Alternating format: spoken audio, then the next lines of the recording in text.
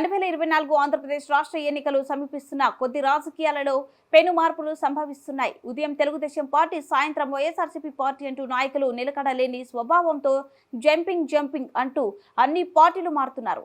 ఈ క్రమంలో భాగంగా హిందూపురం నియోజకవర్గం చిలమతూరు మండలంలో శనివారం వైఎస్ఆర్సీపీ పార్టీకి చెందిన సర్పంచ్ సంధ్య వారి అనుచరుల వర్గం ఉదయం దాదాపు 10 గంటలకు ఎమ్మెల్యే నందమూరి బాలకృష్ణ పిఏ ఇతర నాయకులు సమక్షంలో చేరగా మళ్లీ శనివారం సాయంత్రం 3 గంటలకు వైఎస్ఆర్సీపీ పార్టీలో చేరింది. ఈ సందర్భంగా సంధ్య మాట్లాడుతూ, కొంతమంది నాయకులు నాకు అనేకమైన మాటలు చెప్పి నన్ను మాయ చేసి తెలుగుదేశం పార్టీలోకి చేరేలా చేశారని మీడియా ముఖంగా తెలిపారు. ఇక్కడ నేను చిలమత్తూరు మేజర్ పంచాయత్ సర్పంచ్. ఇక్కడ మా వేణు అన్న అంతా కలిసి పని చేయాలని చెప్పేసి అందరినీ కలిసి మమ్మల్ని అందరినీ కలిపినారు.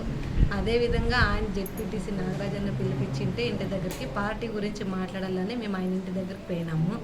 కానీ అక్కడ టీడీపీ వాళ్ళ నాయకులు ఉన్నారు. వాళ్ళ పేర్లు కూడా నాకు తెలియదు, కానీ ఒక్క పేరు తెలుసు, బాలకృష్ణ సార్ పిఏ అని తెలుసు. ఆయన సడన్గా ఇక్కడ రాండి, మా పార్టీలోకి రాండి అని చెప్పి మమ్మల్ని పిలిపించుకొని ఫోటోలు తీపించుకొని మమ్మల్ని వాళ్ళు ఎవరు రాకుండా మా ఫోటోలు మాత్రం వచ్చి మమ్మల్ని స్ప్రెడ్ చేసేసి మా పైన మాత్రమే అంత చేయలేదు. నాగరాజు ఆయన పిలిపించి ఆయన వేసుకొని పక్కకి వెళ్ళిపోయి మా ఫోటోలు మాత్రమే అప్డేట్ చేయలేదు అంతే. ఆయన ఇల్లు దాకా వచ్చి ఆయనే పిలుచుకొని వచ్చేది. రాత్రి దాదాపు 10:30 గంటల సమయంలో హిందూపూర్ చిలమత్తూరు మేజర్ పంచాయతీ సర్పంచ్ అయినటువంటి సంధ్య గారిని, ఆమె భర్త హరి వాళ్ళని ఇంటి దగ్గరికి పిలిపించుకొని రేపు జరగబోయే కార్యక్రమాల గురించి మాట్లాడదాం రండి. పార్టీ మాకు ఏం ఆదేశించిందంటే అందరూ కలుపుకొని అందరూ కలిసికట్టుగా ఉండి రాబోయే ఎన్నికల్లో దీపికా మేడం గారిని, శాంతమ్మ గారిని గెలిపించవలసిందిగా పార్టీ పైనుంచి ఆదేశించింది. ఆ ఆదేశానుసారము అమ్మాయి సంధ్య కూడాను ఏదో రేపు పార్టీ కార్యక్రమాలు పిలుస్తున్నారు మాట్లాడేదానికనే ఉద్దేశంతో అక్కడికి పోతే వాళ్లకు మనము ఇలా పార్టీ మారుతున్నాము, మనకు ఇక్కడ కావాల్సిన పనులన్నీ అయిపోయినాయి, రేపు తెలుగుదేశం పార్టీ వస్తుందని ప్రలోభ పెట్టి వాళ్లకు నానా రకాల భయభ్రాంతులు గురిచేసి వీళ్ళు పార్టీలోకి తీసుకున్నట్లు కండవాలు కప్పి వాళ్ళు కూడా రాత్రి పార్టీలోకి చేరిపోయినారు. కానీ వాళ్ళ ఫోటోలు మాత్రం బయట పెట్టకుండా ఎస్సీ సర్పంచ్ అయినటువంటి సంధ్య గారి ఫోటో మాత్రమే బయట పెట్టడంలో మీ ఆంతర్యం ఏమిటి? మీరు లోపల ఏ రకమైనటువంటి రాజకీయాలు చేస్తున్నారు? ఇవన్నీ మీకు కరెక్టేనా అని నేను అడుగుతున్నాను.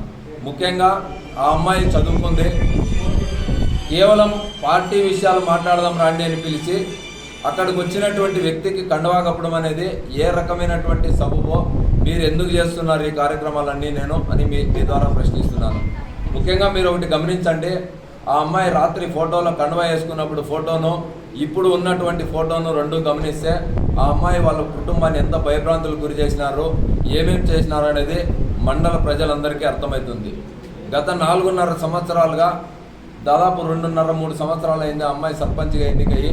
కేవలం మా పేరుకే సర్పంచ్గా ఉంది, కానీ అన్ని కార్యక్రమాలు, అన్ని రకాలైనటువంటి పనులు పంచాయతీలో అతని ద్వారా జరుగుతున్నాయనేది మండల ప్రజలందరికీ తెలుసు.